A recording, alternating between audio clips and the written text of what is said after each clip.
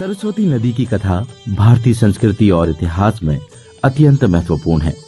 इसे ऋग्वेद और अन्य वैदिक ग्रंथों में एक पवित्र और शक्तिशाली नदी के रूप में वर्णित किया गया है। कहा जाता है कि नदी ज्ञान, विद्या और समृद्धि की देवी मां सरस्वती का प्रतीक है। पौराणिक कथाओं के अनुसार ये नदी ब्रह्मा जी द्वारा सृष्टि की रचना के समय उत्पन्न हुई थी। ऋग्वेद में इसे नदियों की देवी कहा गया है और इसके तट पर कई ऋषि मुनियों ने तपस्या और ज्ञान की साधना की।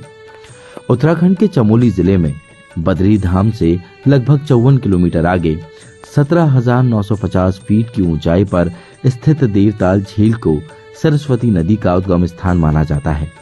यहाँ से अगर आप पूर्व की ओर देखें तो आपको दर्शन होंगे एक विशेष पर्वत के, जो अपनी आसन सी आकृति के कारण जाना जाता है इंद्र की कुर्सी के नाम से।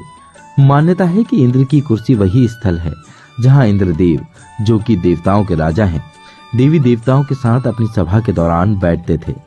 इंद्र की कुर्सी के नीचे 4 मुख्य झीलें हैं, जिसमें सबसे पहले आती है परिताल, जो कि इंद्र कुर्सी के तलहटी में स्थित है। परिताल को परियों के नहाने का स्थल भी माना जाता है। इन झीलों में सबसे प्रसिद्ध और सबसे बड़ा है देवताल। देवताल के पानी में उपचार के गुण होने की मान्यता है और इसे बहुत पवित्र माना गया है। मान्यता है कि स्थानीय लोग यहाँ के पवित्र जल को पितृ पूजा के लिए इस्तेमाल करते हैं। ये झील चारों तरफ से बर्फीली पहाड़ियों से घिरी हुई है और सरस्वती नदी के उत्तरी धारा के प्रवाह पर ही है। कुछ आगे जाकर मानव ताल और राक्षस ताल झील है, जहाँ मानव और राक्षसों के नहाने का स्थल माना जाता है। वहीं सामने की ओर सरस्वती ग्लेशियर है, जिसे सरस्वती नदी का मुख्य स्रोत माना जाता है। सरस्वती नदी हिमालय के 2 विशाल खंडों को भी अलग करती है, गंगोत्री रेंज और कामेट रेंज। पूरी सड़क सरस्वती नदी के साथ साथ नीचे की ओर उतरती है और लगभग 49 किलोमीटर बाद सरस्वती नदी की घाटी माना गांव से ठीक पहले अचानक चट्टानों के बीच सीधे बड़ी खाई में गिर जाती है और कुछ दूर तक चट्टानों के बीच बिल्कुल नजर नहीं आती। माना जाता है कि सरस्वती नदी यहाँ से बहुत तेज बहती थी।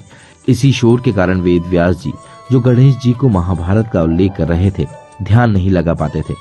इस कारणवश उन्होंने सरस्वती नदी को शांत होने के लिए शापित किया, जिसके बाद सरस्वती नदी यहाँ विलुप्त हो जाती है और फिर प्रयागराज में प्रकट होती है।